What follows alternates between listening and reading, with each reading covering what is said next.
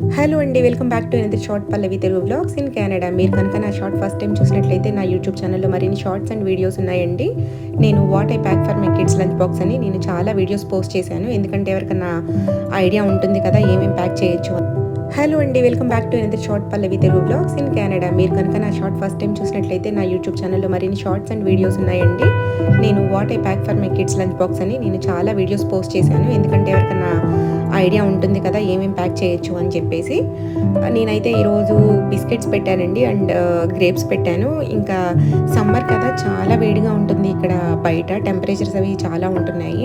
So కొంచెం fruits అవి పెడితే మంచిది కదా అని చెప్పేసి మ్యాక్సిమం ఒక 2 టైప్స్ ఆఫ్ ఫ్రూట్స్ పెట్టడానికి అయితే ట్రై చేస్తున్నానండి. ఇంకా బ్రెడ్ అండ్ జామ్ పెట్టాను, అలాగే యాపిల్స్ కూడా పెట్టాను.